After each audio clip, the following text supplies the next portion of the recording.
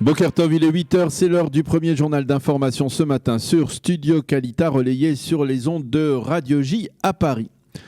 La rencontre entre Ehud Olmert et Mahmoud Abbas qui s'est tenue hier à New York est le coup le plus bas porté dans l'histoire de l'État d'Israël. C'est ce qu'a déclaré hier soir le Premier ministre Binyamin Netanyahou en réaction à la rencontre entre son prédécesseur à la présidence du Conseil et le raïs palestinien dans le cadre des Nations Unies. Une rencontre qui a suscité en Israël de très nombreuses critiques et bien peu de soutien. L'ambassadeur d'Israël à l'ONU, Dani Danon, a déploré pour sa part qu'elle se produise le jour même où Mahmoud Abbas et les Palestiniens ont dû renoncer à présenter leur résolution contre le plan de Donald Trump. Cette rencontre ne porte pas seulement atteinte à Israël, mais également aux États-Unis, a déclaré Dani Danon.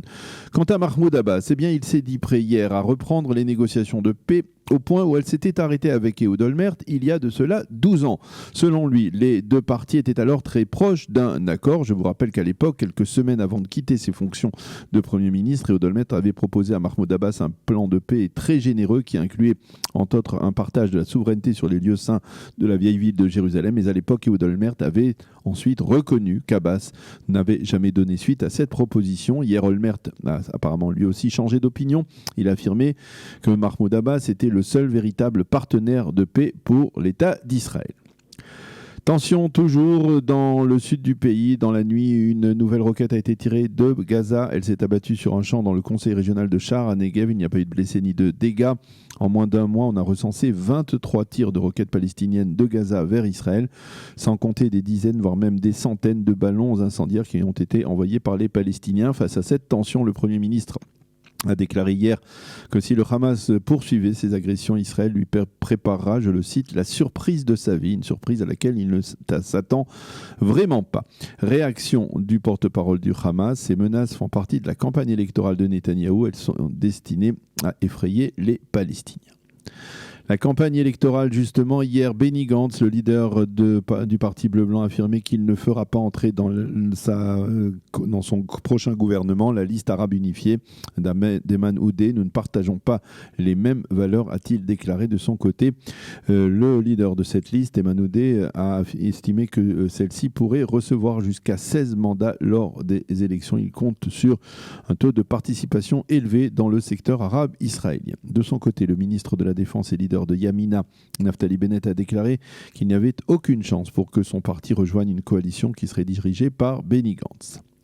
La police israélienne a ouvert une enquête après les actes racistes qui ont été enregistrés hier dans la localité de Jet, dans le Gush Halav en Galilée. Il s'agit d'un village dans lequel vivent musulmans et chrétiens. Les agresseurs, probablement des juifs israéliens radicaux, ont crevé des pneus de dizaines de voitures dans la nuit de lundi à mardi. Ils ont badigeonné des slogans sur les murs de la localité en hébreu, comme non à l'assimilation, juifs, réveillez-vous. Ces actes ont été immédiatement dénoncés par l'ensemble de la classe politique israélienne. Quant au président du conseil régional, Elias, il les a qualifiés d'actes terroristes contre les citoyens arabes israéliens.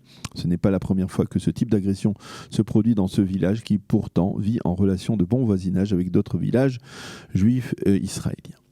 La Banque mondiale ainsi que plusieurs pays ont décidé de consacrer quelques 117 millions de dollars à l'acheminement d'eau potable dans la bande de Gaza. Selon la Banque mondiale, 97% de l'eau à Gaza n'est pas potable en raison de leur quantité importante de sel. C'est donc une information de la Banque mondiale qui nous a été livrée ce matin.